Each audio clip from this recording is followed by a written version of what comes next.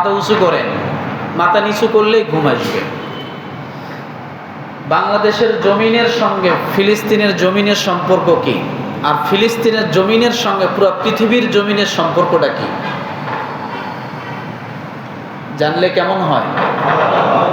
জানলে কেমন হয়? ভালো হয়। সময় বেশি নষ্ট করব না। কিছু মানুষ আছে জানতে চায় না, শুনতেও চায় না। আছে না নেই? কিছু মানুষ আছে, কথা কিন্তু দুই রকমের বলছি আমি, জানতে চায় না, শুনতে চায় না। অর্থাৎ তার জানার আগ্রহ নাই বিদায় শোনার আগ্রহটা। আসলে অনেক কথা থাকে, অনেক কথা বলারও থাকে, কিন্তু বলা যায় না। অনেক কথা থাকে, অনেক কথা বলারও থাকে, কিন্তু বলা যায় না। এই হলো বিষয়। যাই হোক, দেখি কতটুকু আমরা আগাইতে পারি। তাহলে আজকে আলোচনার বিষয় কি? ফিলিস্তিনের জমিনের সঙ্গে বাংলাদেশের জমিনের কি সম্পর্ক, ফিলিস্তিনের মানুষের সঙ্গে মুসলিমদের সঙ্গে বাংলাদেশের মুসলিমদের সঙ্গে কি সম্পর্ক, আর ফিলিস্তিনের জমিনের সঙ্গে পুরা দুনিয়ার পৃথিবীর জমিনের সঙ্গে কি সম্পর্ক। মনে থাকবে? আল্লাহ পাক রব্বুল আলামিন সূরা আরাফ, কোন সূরা? সূরা আরাফ 167 নম্বর আয়াত রব্বুল আলামিন ডাক দিয়ে বলেন, ওয়া ইয তাআযানা রাব্বুকা লায়াবআসান্না আলাইহিম ইলা ইয়াউমিল কিয়ামাতি মান ইয়াসুমুহুম সুআল আযাব ইন্না রাব্বাকা লাসারিউল ইকাবি ওয়া ইন্নাহু লাগফুরুর রহিম। কথা বলার মতো মানসিকতা আমার নাই আজকে। কি নাই? কথা বলার মতো মানসিকতা আমার খুব একটা ভালো কিছু হবে না। আপাতত আজকে ভালো কিছু আশা করার দরকার নাই। সব এলোমেলোই হবে। সব কি হবে? আমি বলবেন, হুজুর তাইলে কি আজকে লেখাপড়া করেন নাই? হ্যাঁ, লেখাপড়া করছি, সব গোছাই নিয়ে আসছি, পার্ট বাই পার্ট কি বলবো সবই আছে, কিন্তু ইমেজ নাই। কি নাই? ইমেজ নাই। বলে দিলাম আগে, কেন নাই সেটা বলবো, আরো পরে বলবো। কোন সূরা থেকে বলছি? কত নম্বর আয়াত? 167 নম্বর আয়াত। আল্লাহ তাআলা বলেন, যত কথা আল্লাহ তাআলা কোরআনুল কারিমে বলেছেন তার মধ্যে কিছু কথা খুব ঘটা করে আল্লাহ বলেছেন, আজান দিয়ে বলেছেন। কি দিয়ে বলেন তো? ওই অনেকে বলে না, ওরা আজান দিয়ে ধর। মানে কি? আজান দিতে কিন্তু অনেক শক্তি লাগে। আজান দিতে যে আজান দেয় সে জানে। ঠান্ডা দিনেও শরীর গরম হয়ে যায়, শরীর ঘামে যে আজান দেয়। এটা কি জানেন আপনারা? জানেন না। আজান দিতে অনেক কষ্ট লাগে, কারণ নিঃশ্বাস অনেক লম্বা করে নিতে হয়, পুরা গলা মোটা হয়ে যায়, শরীরের অনেক শক্তির প্রয়োজন। দুর্বল মানুষ আজান দিলে দেখবেন, গ্রামগঞ্জে দুর্বল মুরব্বীরা আজান দেয়, হাঁটার শক্তি পায় না, কিন্তু আজান দেয়। ওই আজানগুলো দেখবেন কেমন হয়, ওই আজানে কোনো টেম্পার নেই, আছে ওই মানে শুধু আওয়াজটা বাইরে হচ্ছে। আজান দিতে অনেক কষ্ট। তো আল্লাহ সুবহানাহু ওয়া তাআলা এখানে আজান দিয়ে বলছেন। সুবহানাল্লাহ বলেন। কি দিয়ে বলছেন? আজান দিয়ে বলছেন। সুবহানাল্লাহ, সুবহানাল্লাহ বলেন। কি দিয়া? আজান দিয়ে বলছেন। ওয়াইদ তাআজ্জানা, আয়াতটা শুরুই হয়েছে ওয়াইদ তাআজ্জানা, মুআজ্জিন তাআজ্জানা, যে আজান দেয় তাকে কি বলে? মুআজ্জিন। তা আল্লাহ আয়াতটা শুরু করেছেন কি দিয়ে? তাআজ্জানা দিয়ে। তার মানে কি আল্লাহ আজান দিয়ে আয়াতটা কি করছেন? শুরু করছেন। সুবহানাল্লাহ। কেন আল্লাহ আয়াতটা বলতে যায় আজান দিতে হলো, অর্থাৎ শক্তি লাগাইতে হলো, জোর দিতে হলো? কেন আল্লাহ এত জোর দিয়ে বললেন? ওই যে বলছে আজান দিতে কি লাগে? শক্তি লাগে, জোর লাগে। আল্লাহ নিজে এখানে আজান দিয়ে বললেন, কেন বললেন? আচ্ছা, আমি যে এই কথাগুলো এইভাবে আপনাদেরকে বুঝাই, আপনারা কষ্ট পান না? আর এইভাবে বুঝাইতে যায় হয়তো একটু সময়, অনেক সময় কি হয়, একটু বেশি লাগে, আপনারা অনেক বেজার হন। হ্যাঁ, তাহলে আল্লাহ কি বলছেন? আজান দিয়ে, শক্তি দিয়ে বলছেন। তাআজ্জানা রাব্বুকা, আল্লাহ বলেন সেই সময়ের কথা স্মরণ করো। যেমন আপনি পিতা সন্তানকে অনেক সময় রাগ করে বলে, তুমি আমার কথা মনে রাখো। বলেন কি বলেন? আসতে বলে, ছেলে তুমি আমার কথা মনে রাখো, এভাবে বলে? কিভাবে বলে? আমার কথা শোনো। যখন বলেন আপনি আমার কথা শোনো, তখন আসতে বলেন না জোরে? আমি যা বলি শোনো। তার মানে কি? শক্তি লাগায়।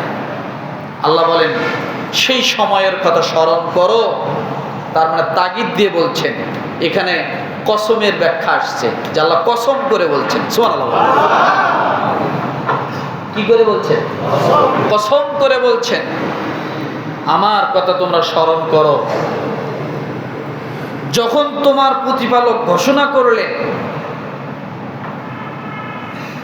তিনি কিয়ামতের দিন পর্যন্ত তাদের উপর এমন লোক আবির্ভাব করবেন, তাদের উপর এমন লোক পাঠাবেন যে তারা সব সময় ওই সমস্ত লোকদের উপর কর্তৃত্ব করবে। কি করবে? খবরদারি করবে। এখন খবরদারি করবে কারা আর কাদের উপর খবরদারি করবে? আল্লাহ কাদের কথা বলছেন? এই সূরা আরাফের 166 নম্বর আয়াতে আল্লাহ সুবহানাহু ওয়া তাআলা ইহুদিদের কথা বলছেন। কার কথা? ইহুদিদের উপরে আল্লাহ কর্তৃত্ব দান করবেন মুসলমানদেরকে। হয়তো বর্তমান প্রেক্ষাপট দেখে আপনি মনে করবেন আপনার বিশ্বাস হবে না, আর বিশ্বাস না হওয়ারই কথা। কারণ আপনি তো চোখ দিয়ে দেখতেছেন, কান দিয়ে সব সময় শুনতেছেন, বিবেক দিয়ে বুঝতেছেন, মাথার মগজ কাজে লাগাচ্ছেন, যার কারণে আপনার বর্তমান প্রেক্ষাপট দেখলে আর কোরআনের আয়াতের কথা আপনি লক্ষ্য করলে দুইটা দুই দিকে সাংঘর্ষিক। আল্লাহ কোরআনে বলছেন সেই সময়ের কথা স্মরণ করো যখন তোমার প্রতিপালক ঘোষণা করলেন তিনি কিয়ামতের দিন পর্যন্ত তাদের উপর এমন লোকদেরকে কর্তৃত্ব দান করতে থাকবেন যারা তাদেরকে নিকৃষ্ট রকমের শাস্তি দিবে। এখন আল্লাহ এই কথা বললেন, আর আমরা দেখতেছি ইহুদিরাই মুসলমানদেরকে শাস্তি দিচ্ছে। কথা বোঝেন নাই মনে হয়? তাহলে আল্লাহ যে কথা বললেন যে ইহুদিদেরকে মুসলমানরা শাস্তি দিবে, আর এখন আমরা দেখতেছি ইহুদিরা মুসলমানদেরকে শাস্তি দিচ্ছে। তাহলে আল্লাহ বলেছেন আর আমরা বাস্তব দেখতেছি, কথা দুই রকমের হয়ে গেল, তাই না? আমি সামনে আসব। এরপরে আল্লাহ বলেন নিশ্চয় তোমার প্রতিপালক দ্রুত শাস্তি দানকারী। নিশ্চয় তোমার প্রতিপালক দ্রুত শাস্তি দানকারী এবং নিশ্চয় তিনি অতি ক্ষমাশীল, পরম দয়ালু। তাদেরকে শাস্তি দিবেন আর তোমাদেরকে কি করবেন? ক্ষমা করবেন। তার মানে বোঝা গেল যে আল্লাহ সুবহানাহু ওয়া তাআলা এই আয়াতের শেষের অংশে যদি আপনি তাকান, তাহলে পুরো আয়াতটার মূল বিষয়টা বোঝা হয়ে যাবে, তাহলে আর দ্বিমত থাকবে না। আল্লাহ শুরুতে বলছেন, কিয়ামত পর্যন্ত এমন লোক আমি পৃথিবীতে পাঠাবো যারা ইহুদিদের উপর কি করবে? কর্তৃত্ব করবে। জবান খোলেন, কর্তৃত্ব করবে। এবং তাদেরকে কি করবে? শাস্তি দিবে। কারা দিবে? মুসলমানরা। আল্লাহ শেষে এসে বললেন, নিশ্চয় তোমার প্রতিপালক দ্রুত শাস্তি দানকারী। এটা হলো মাঝখানে। এরপর আল্লাহ বলেন, নিশ্চয় তিনি ক্ষমাশীল, অতি দয়ালু। এবার বুঝুন, তার মানে বোঝা গেল জালেমের জুলুমি যদি প্রকাশ না পায়, আল্লাহ শাস্তি দিবেন কাকে? এক ভেঙে দিচ্ছি আমি, জালেমের জুলুম যদি কি না পায়? প্রকাশ না পায়, তাহলে আল্লাহ শাস্তি দিবেন কাকে? জালেম জুলুম করতে করতে যখন সীমা ছেড়ে যাবে, তখন আল্লাহ সুবহানাহু ওয়া তাআলা শাস্তি দিবেন। ওই মুষ্টিময় কয়েকজন লোক মারতে মারতে সব যখন মরে যাবে, এর ভিতর দিয়েও যারা বেঁচে থাকবে, যদি সেটা 5 জন হয়, 5 জন দিয়ে 5 লক্ষকে আল্লাহ শাস্তি দিবে। আল্লাহ এজন্য বলছেন, ওয়া ইন্নাহু লাগফুরুর রহিম। তখন আল্লাহ তোমাদেরকে ক্ষমা করবেন। ক্ষমা করবেন মানে তোমাদেরকে বিজয়ী দান করবেন। ক্ষমা করবেন মানে বিজয়ী দান করবেন।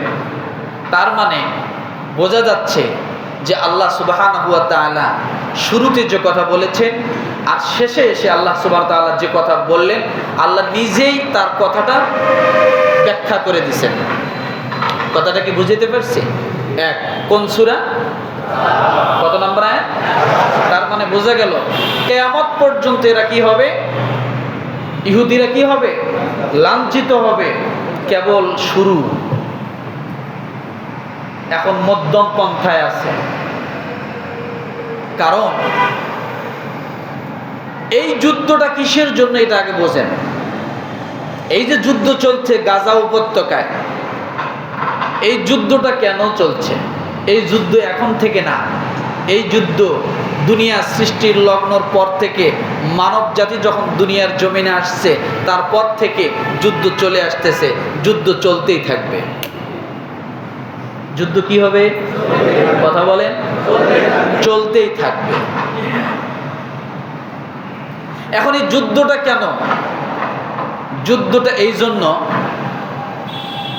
বর্তমান গাজা উপত্যকায় কি আছে বলেন তো? বাইতুল মুকাদ্দাস, মসজিদুল আকসা। এই মসজিদুল আকসাকে ঘিরে এটা মুসলমানদের ইবাদতের যতগুলো প্রাণ কেন্দ্র আছে তার মধ্যে এটা একটা 3য় নম্বরে। এটা একটা কি? 3য় নম্বরে। বর্তমানে মর্যাদার দিক থেকে 3য়। হিজরতের আগ পর্যন্ত মর্যাদার দিক থেকে ছিল 2য়। হিজরতের আগ পর্যন্ত মর্যাদার দিক থেকে ছিল 2য়।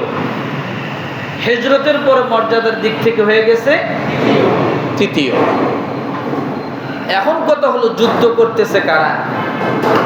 তারা কি জানে না যে আমাকে মরতে হবে? কথা বলেন। মাইরা সাফ করতেছে, তারপরও কি তারা থেমে আছে?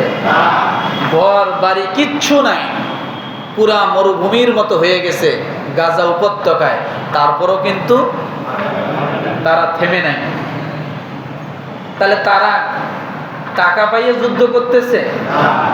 বিশাল সম্পদের লোভে যুদ্ধ করতেছে? কেন যুদ্ধ করে? তার এই পবিত্র ভূমি, আল্লাহ তাআলার পবিত্র ভূমিকে রক্ষার জন্য, আল্লাহ তাআলা পবিত্র ঘর বাইতুল মাকদাসকে রক্ষার জন্যই তারা যুদ্ধ করে আসতেছে। নিজ দেশ স্বাধীনের জন্য না, নিজের দেশ স্বাধীনের জন্য না। তাদের যুদ্ধটা হচ্ছে আল্লাহর ঘর পবিত্র মসজিদ বাইতুল মুকাদ্দাস, সেখানে উপস্থিত এই পবিত্র জমি পবিত্র মসজিদকে কেন্দ্র করে তারা বছরের পর বছর যুদ্ধ করে আসতেছে। কিন্তু আমাদের দেশের অনেক ভাইরা এটার বিরোধিতা করে। ভালো ভালো ডিগ্রিধারী লোকেরা বিরোধিতা করে। দুঃখ লাগে, এ কথাগুলো বলতে গেলে ভরা মুসল্লির সামনে বলা লাগতো আমার, তাহলে জিনিসটা ক্লিয়ার হতো। আপনি জানেন না এই বাইতুল মুকাদ্দাসকে ঘিরে রাসূল সাল্লাল্লাহু আলাইহি সাল্লামের সাথে সম্পর্ক প্রায় 4 বার হয়েছে। কয়বার? 4 বার। বুঝুন, কোথায় ফিলিস্তিন, কোথায় মক্কা মদিনা। কিন্তু রাসূল সাল্লাল্লাহু আলাইহি সাল্লামের সঙ্গে সম্পর্ক এই বাইতুল মুকাদ্দাসকে ঘিরে কয়বার? 4 বার।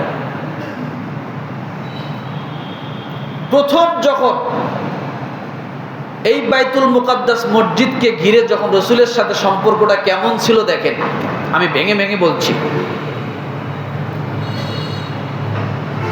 প্রথম পারস্যরা যখন পারস্যদের হাত থেকে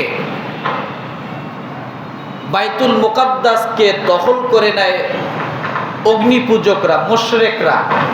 কারা? মুশরিকরা, অগ্নিপূজক। তখন ওই মদিনার জমিনে সাহাবায়ে কেরাম বসে আছে। সেই সময় মক্কা মদিনার আরবের মুশরিকরা খুব খুশি হলো। কি হলো? কেন খুশি? অগ্নিপূজকরা কি করছে?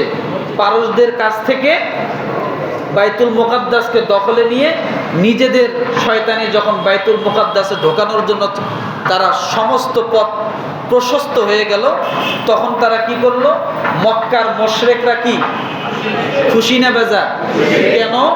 তাদের সহপাঠীরা, তাদের সাথে যাদের সম্পর্ক, ওরাও মুশরিক, ওরাও অগ্নিপূজক, এরাও অগ্নিপূজক।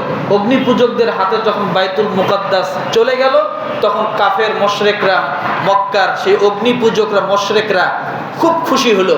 পুরা মক্কার মধ্যে তারা হাসা শুরু করলো, খুশিতে আনন্দ উদযাপন করা শুরু করলো। সেই সময় মদিনার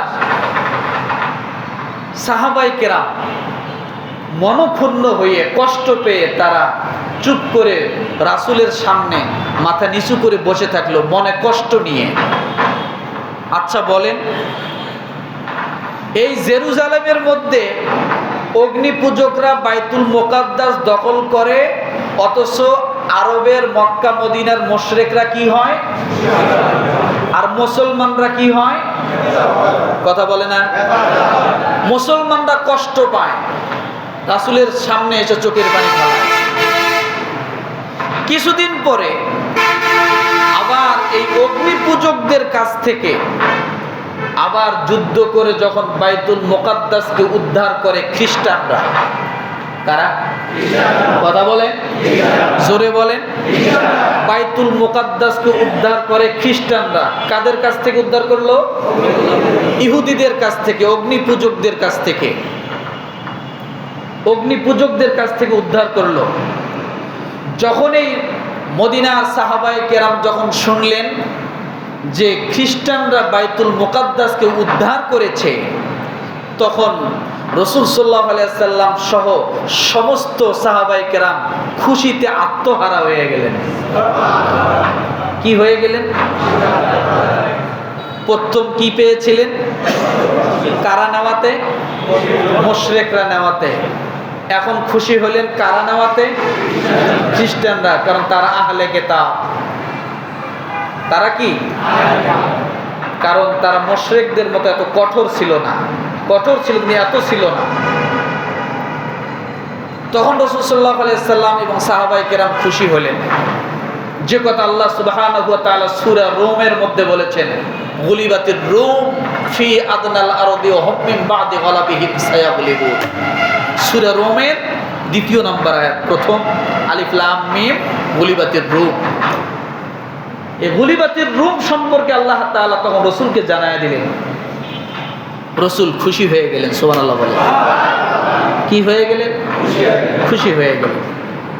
তাহলে বোঝা গেল রাসূলুল্লাহ সাল্লাল্লাহু আলাইহি ওয়াসাল্লাম তার জীবদ্দশায় সেই জেরুজালেমের বাইতুল মুকাদ্দাসের সঙ্গে তার একটা সম্পর্ক ছিল বিদায় এক সময় কষ্ট পেলেন, আবার এক সময় কি খুশি হলেন। তার মানে এখান থেকে বোঝা গেল জেরুজালেমের সঙ্গে আমার রসুলের এবং সাহাবায়ে কেরামের মুসলমানের সঙ্গে একটা সম্পর্ক ছিল।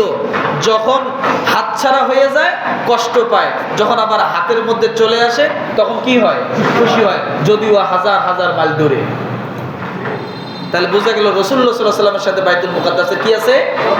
সম্পর্ক আছে। এক। দ্বিতীয় নম্বরে আল্লাহ সুবহানাহু ওয়া তাআলা সূরা বনি ইসরাঈলের প্রথম নম্বর আয়াত, সুবহানাল্লাযী আসরা বিআবদিহি লাইলাম মিনাল মাসজিদিল হারামি ইলাল মাসজিদিল আকসা। কোন সূরা? সূরা বনি ইসরাঈল। আর খুশির সংবাদ আল্লাহ কোন সূরা দিয়েছিলেন? সূরা রোমের কত নম্বর আয়াত? দ্বিতীয়, অর্থাৎ শুরুতে। দ্বিতীয় নম্বরে রাসূলের সঙ্গে বাইতুল মুকাদ্দাসের সম্পর্কটা কি? আল্লাহ তাআলা সূরা বনি ইসরাঈলের প্রথম নম্বর আয়াতে বলেন, সুবহানাল্লাযী আসরা বিআবদিহি লাইলাম মিনাল মাসজিদিল হারাম ইলাল মাসজিদিল আকসা। আমি মসজিদুল হারাম থেকে মসজিদুল আকসা পর্যন্ত আমার রাসূলকে আমি আল্লাহ তাআলা ভ্রমণ করিয়েছি। কি করেছি? তাহলে বোঝা গেল রসুলকে আল্লাহ মসজিদুল হারাম থেকে মসজিদুল আকসা ভ্রমণ করার মানেই হলো রসুল আপনি মসজিদুল আকসা থেকে আলাদা নন। মুসলমানরা মসজিদুল আকসা থেকে কি না? জোরে বলেন। ঘুমাবেন না। বিষয় গেল কয়টা? কারণ রাসূল সাল্লাল্লাহু আলাইহি ওয়াসাল্লাম সাইয়্যিদুল মুরসালিন, ইমামুল মুরসালিন যে তিনি, এই উপাধি পাইলেন কোথায়? মক্কায় বসে? মদিনায় বসে? নো। সাইয়্যিদুল মুরসালিন, ইমামুল মুরসালিন, এই উপাধি আল্লাহ তাআলা তাকে দিয়েছেন মসজিদুল আকসায় বসে। কোথায় বসে? কারণ মসজিদুল আকসার ভিতরে পৃথিবীর জমিনে আদম আলাইহিস সালাম থেকে নিয়ে শুরু করে আমাদের রাসূল পর্যন্ত যত নবী আসছেন সমস্ত নবীদেরকে নিয়ে আমার রাসূল ইমামতি করেছেন, যার কারণে ইমামুল মুরসালিন হয়েছেন। আর এই ইমামতি কোন মসজিদে করছেন? কাবা ঘরে? মসজিদে নববীতে? মক্কায়? মদিনায়? কোথায়? এই ফিলিস্তিনে। কোথায়? এই ফিলিস্তিনে। যখন তিনি সমস্ত নবীদেরকে মুসল্লি বানায় নিজে ইমাম হয়ে নামাজ পড়লেন, তখন তিনি হলেন ইমামুল মুরসালিন, সমস্ত রাসূলদের ইমাম, নবীদের ইমাম। তাহলে বোঝা গেল আমার রাসূলের সঙ্গে মসজিদুল আকসার সম্পর্ক আছে না নাই? কেমন সম্পর্ক? আল্লাহ তাআলা সমস্ত নবীদের নেতা যে তাকে বানাইবেন, এই উপাধি, এই সার্টিফিকেট, এই নমিনেশন আল্লাহ মসজিদুল আকসায় নিয়ে যায় দিয়েছেন। মক্কায় দেন নাই, মদিনায়ও দেন নাই। গেল কয়টা? কয়টা? দুইটা। একটা ইসরা করেছেন, আর একটা কি করেছেন? ওই যে হাত ছাড়া হলে খুশি হয়, বেজার হয়, হাতে আসলে খুশি হয়। তৃতীয় নম্বরে মসজিদুল আকসার সঙ্গে রসুলের সম্পর্ক একটা মজার সম্পর্ক। সুবহানাল্লাহ বলেন। কি সম্পর্ক? রসুলের জন্ম কোথায় বলেন তো? জোরে, মুখ জবান খোলেন। মক্কায়। কাবা ঘর কোথায়? মক্কায় না মদিনায়? ভালো করে কর। মক্কায় কাবা। রসুলের জন্ম হয়েছে কাবা ঘরের একেবারে নিকটবর্তী। বোঝেন কি কথাটা? কিভাবে মসজিদুল আকসার সঙ্গে আর একটা মজার খবর, রসুলের জন্ম হলো কাবার একেবারে, ওনার দাদা, তার দাদা সকলেই এই কাবা ঘরের মোতোয়াল্লি অর্থাৎ খাদেম, তারা দেখাশোনা করে। তারা কি করে? দেখাশোনা করে। কিন্তু রসুলের উপর যখন নামাজ ফরজ হলো, আল্লাহ তাআলা তখন বললেন, রসুল আপনি কাবার কাছে আছেন? বলে হ্যাঁ। আপনার জন্ম কোথায়? কাবার নিকটে। বলে হ্যাঁ। আপনার বংশের লোকেরা কাবার কি খাদেন? বলে হ্যাঁ। সব ঠিক আছে, কিন্তু আপনি নামাজ পড়বেন, আমি নামাজ ফরজ করলাম, নামাজ পড়বেন কাবার দিকে মুখ করে না, বাইতুল মুকাদ্দাসের দিকে মুখ করে। ঘরে পশ্চিম থুইয়া আল্লাহ পশ্চিম দেখাইতেছে কয়েক হাজার মাইল দূরে, যা আপনি নামাজ পড়বেন কোন দিকে? কাবার দিকে না, কোন দিকে? বাইতুল মুকাদ্দাসের দিকে। এটার দ্বারা কি বোঝা যায়?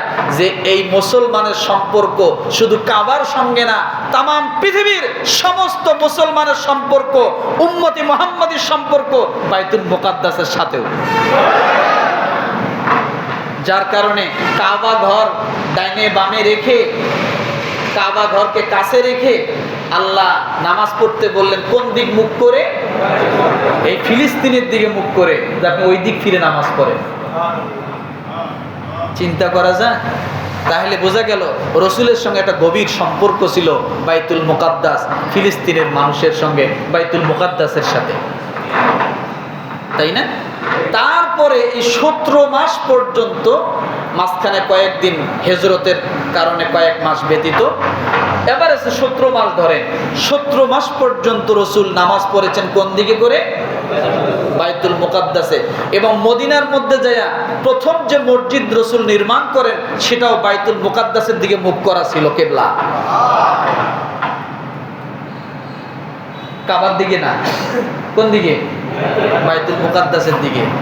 এই যখন সেখানে নামাজ পড়তেছে, হঠাৎ আল্লাহ তাআলা তার প্রতি, তার মনের মধ্যে তখন একটা অন্তরে অন্তরে একটা চাওয়া, যে আল্লাহ আমি কাবার ঘরের কাছের মানুষ, কাবা হলো আমার প্রতিবেশী, আমার জন্ম কাবার নিকটে, আমি বড় হয়েছি কাবার কাছে, আমিও মসজিদের ওই কাবার খাদেম ছিলাম।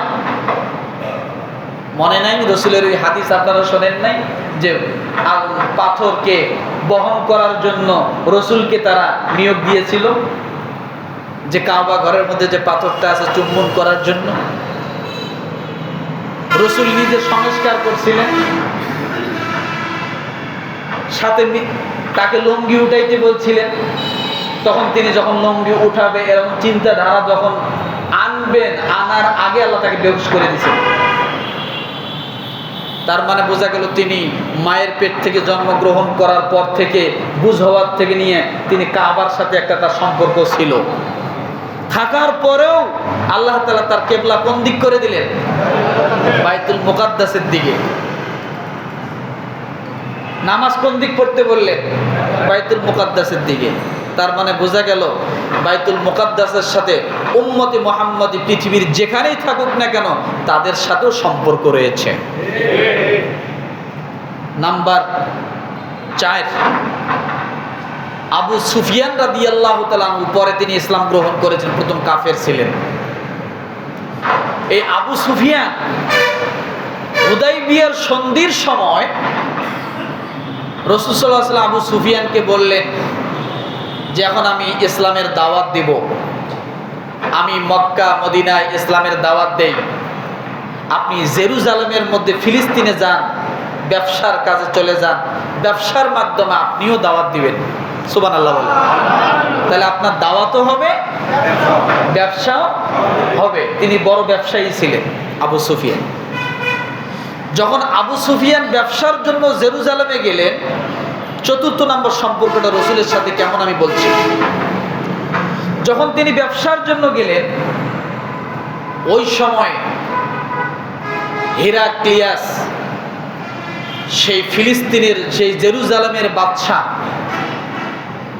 হঠাৎ তিনি স্বপ্ন দেখলেন যে তুমি তো ঘুমিয়ে আছো, তোমার দেশে আরবের কিছু খাতনা করা, মুসলমানি করা কিছু লোক প্রবেশ করেছে, এই লোকগুলো অচিরেই তোমার এই জেরুজালেমকে তারা দখলে নিয়ে যাবে। কি করবে? সেই লোকের পরিচয় কি দিল বলেন তো? খাতনা করা। কি করা? মুসলমানি করা। এমন লোক তোমার দেশে প্রবেশ করেছে যে খাতনা করা। এরা এমন একটা সময় আসবে তোমার এই দেশকে তারা দখল করে নেবে, তাদের আয়ত্তে চলে যাবে। হিরাক্লিয়াস যখন ঘুম থেকে জাগনা পেয়ে আশ্চর্য হয়ে গেলেন, তারা কারা এদেশে প্রবেশ করেছে, তখন যারা স্বপ্নের ব্যাখ্যা দেয় তাদেরকে ডাক দিলেন। তারা তখন বললেন যে বাদশাহ হিরাক্লিয়াস, আপনি ঠিকই দেখেছেন স্বপ্ন। আপনার এই জেরুজালেমে, বর্তমানে ফিলিস্তিনে, এই শামে আরবের কিছু লোকেরা প্রবেশ করেছে। আমি তাওরাতে পেয়েছি তারা এই খাতনা করা লোকগুলাই এক সময় জেরুজালেম দখল করবে, তারা এ দেশ শাসন করবে। তখন খোঁজ করা শুরু করলো আরবের থেকে কারা আসছে জেরুজালেমে। তখন খুঁজতে খুঁজতে পেয়ে গেল আবু সুফিয়ান রাদিয়াল্লাহু তাআলা আনহুকে। তাকে যখন বাদশাহ হিরাক্লিয়াসের কাছে নিয়ে যাওয়া হলো, তখন বলল, তোমাদের বাড়ি কোথায়? আরবে। আচ্ছা বলো, তোমাদের মাঝে এমন কি একজন নবী আছে? বলে হ্যাঁ, নবী আছে। তার অনুসারীরা কি খাতনা করে? বলে হ্যাঁ, অনুসারীরা খাতনা করে। মানে তিনি কয়েকটা প্রশ্ন করলেন আবু সুফিয়ানকে, কারণ তার কিছু বিষয় জানা ছিল। ওই প্রশ্নের উত্তরগুলো যদি সঠিক হয় তাহলে হিরাক্লিয়াসও জানে যে আমার বেশি দিন আর এই সিংহাসন থাকবে না। এক নাম্বার প্রশ্ন করলেন, আচ্ছা বলো তো, তোমাদের ওখানে যে ব্যক্তি নবী দাবি করে তার বংশে বর্তমান বা কিছুদিন আগে কোন নবী ছিল? তার বাপ দাদার মধ্যে কেউ নবী ছিল? তার বংশের মধ্যে কেউ নবী ছিল? আবু সুফিয়ান বললেন, না, তার বংশে কোনো নবী ছিল না। তার বংশে কোনো নবী ছিল না, তার বাপ দাদার ভিতরে কেউ নবী ছিল না। এক নাম্বার উত্তর সে পেয়ে গেল, কারণ সে জানে এমন একজন নবী আসবে তার বাপ দাদার ভিতরে কেউ নবী থাকবে না। তো বলতেছে, তোমরা যে খাতনা করো, এই খাতনা কোথায় পেলে? তখন বলল যে আমরা ইব্রাহিম আলাইহিস সালামের সন্তান, তিনি বসবাস করতেন মক্কায়, তার নাম হলো ইসমাইল আলাইহিস সালাম। ইব্রাহিম আলাইহিস সালাম খাতনা করেছেন, তার ছেলে ইসমাইল আলাইহিস সালামের খাতনা করিয়েছেন। আর ওই ইসমাইল আলাইহিস সালামের বংশের ভিতর থেকে একমাত্র একজন নবী আসবে, তার নাম হলো মুহাম্মদুর রাসূলুল্লাহ সাল্লাল্লাহু আলাইহি সাল্লাম। তিনি এই খাতনা তার উম্মতদেরকে করতে বলেছেন। হিরাক্লিয়াস উত্তর পেয়ে গেলেন, কারণ তার জানা আছে, কারণ এই মুহাম্মদের সাল্লাল্লাহু আলাইহি সাল্লামের থেকে নিয়ে ইসমাইল আলাইহিস সালামের মাঝখানে কোনো নবী থাকবে না, আসবে না। আর ইসমাইল আলাইহিস সালাম হলেন খাতনাকৃত, তাই তিনিও খাতনাকৃত হয়ে দুনিয়া আসবেন এবং তার উম্মতদের উপরে এই সুন্নতটাই বর্তাবে, তারাও খাতনা করবে।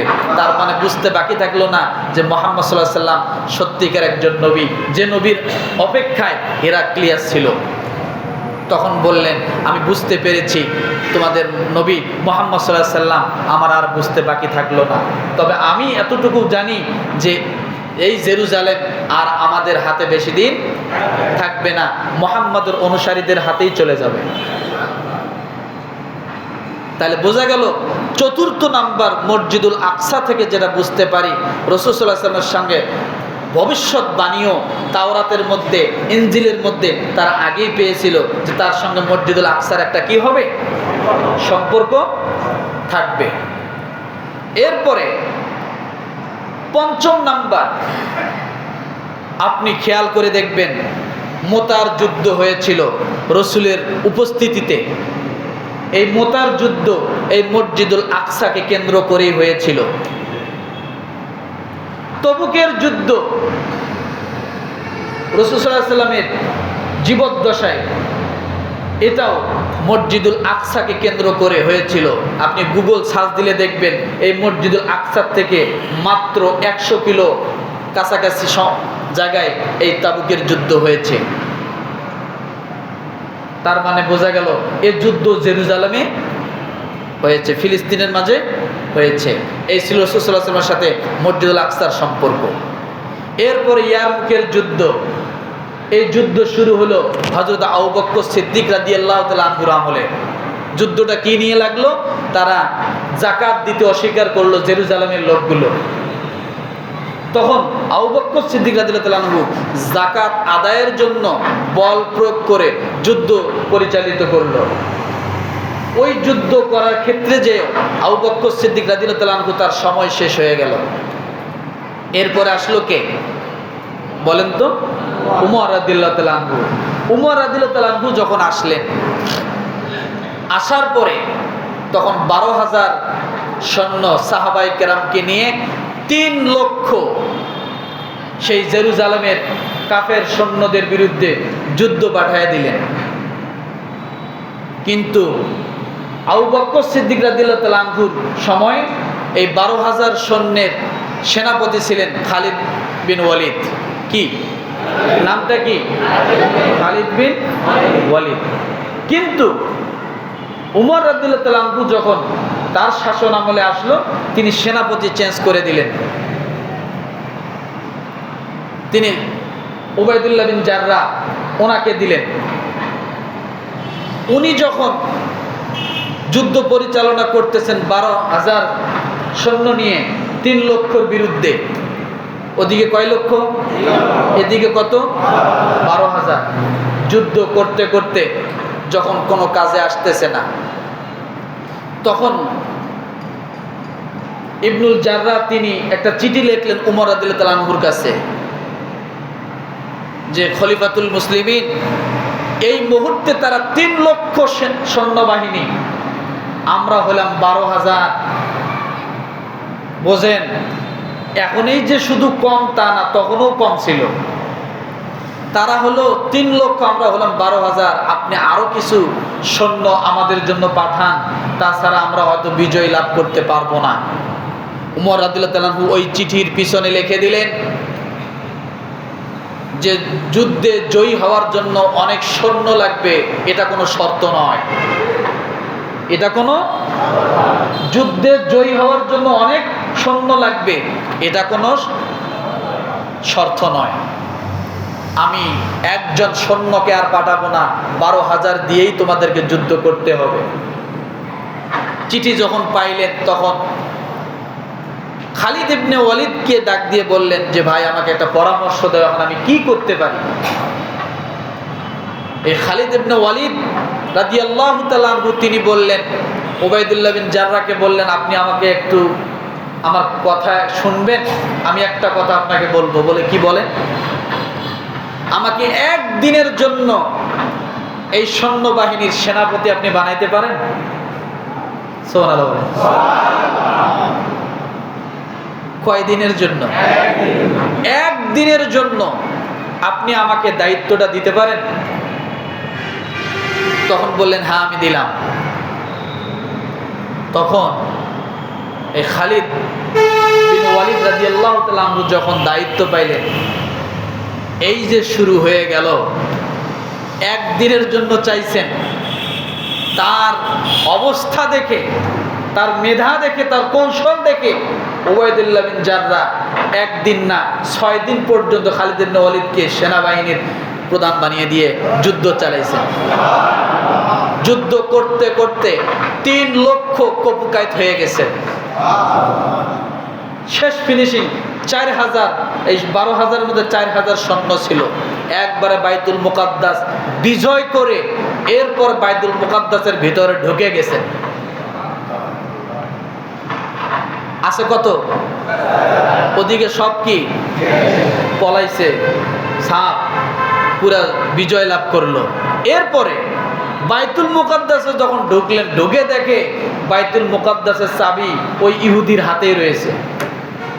খাদেম যে আছে ভিতরে বসে বসে আছে, ওনার কাছে যা চাবি চাইলেন, উবাইদুল্লাহ ইবনে জাররাহ যা বললেন, চাবি দাও বাইতুল মুকাদ্দাসের। বলল, আপনি কে? বলে, আমি এই যুদ্ধের সেনাপতি। আপনার নাম কি? বলে, অমুক। বলে, আপনাকে চাবি দেওয়ার অনুমতি আমার নাই। সুবহানাল্লাহ বলেন।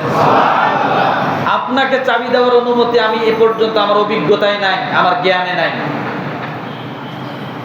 দেখেন তাহলে কে আছে যে তোমাদের আমিরুল মুমিনিন কে? বলে, তার নাম ওমর ইবনুল খাত্তাব। বলে, আমি আমার জ্ঞানে যতটুকু জানি এই বাইতুল মুকাদ্দাসের চাবি সে একমাত্র প্রাপ্য, আমি তার হাতেই চাবি দেব, আর কাউকে দিব না। তখন ওমর ইবনুল খাত্তাবকে খবর দেওয়া হলো যে আপনার হাতে চাবি দিবে।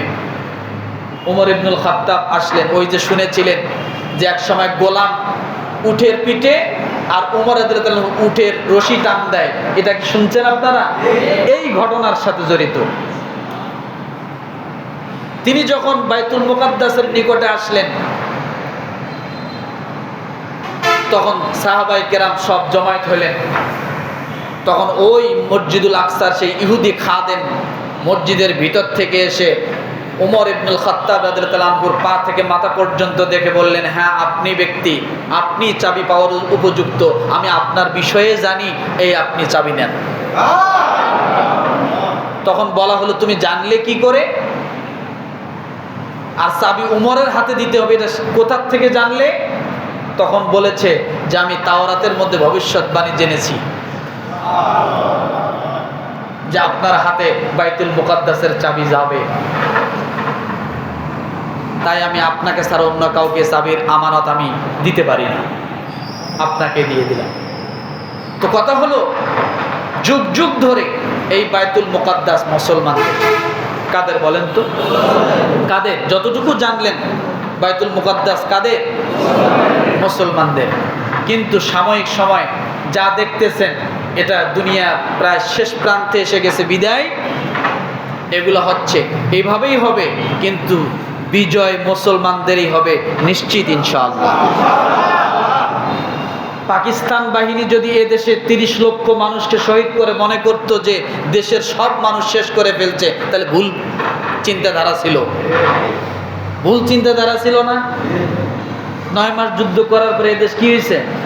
কিন্তু ওই যুদ্ধকালীন সময় অন্য যারা দেখেছে তারা কোনোদিন কল্পনাও করতে পারে নাই যে এই মানুষগুলো কলার গাছের রাইফেল বানায়া পাকিস্তানি আসল রাইফেলের সাথে যুদ্ধ করে জয়ী হবে, কোনোদিন বিশ্বাস কেউ করছিল না। ঠিক আজকে আপনার মাথায় হয়তো ঢুকবে না, গাজার স্মৃতি থেকে আপনার মাথায় আসতেছে না কি করে বিজয় হবে, আপনি কল্পনাও করতে পারবেন না কিভাবে বিজয় হবে, এটা আপনার মাথায় এখনো মেমোরিতে নাই, এখনো মেমোরিতে নাই। কারণ এই জমিনটা হবে কিয়ামতের মাঠ। এই জমিনে অসংখ্য নবীদের কবর আছে, সাহাবায়ে কেরামের কদম আছে, আল্লাহ রাসূলের পায়ের কদম আছে। এটা ধ্বংস হবে না। হয়তো ইট ধ্বংস হতে পারে, অট্টালিকা ধ্বংস হতে পারে, জমিনটা কিন্তু ধ্বংস হবে না। ওই জমিন মুসলমানের। এ জমিন কার? মুসলমানের। কষ্ট পাইলেন আপনারা? সময় একটু বেশি গেল, ছেড়ে দিচ্ছি। আসলে ওই যে বলছিলাম কথা বলার এমেজ নাই, মাঝে মাঝে অনেক কষ্ট লাগে কিছু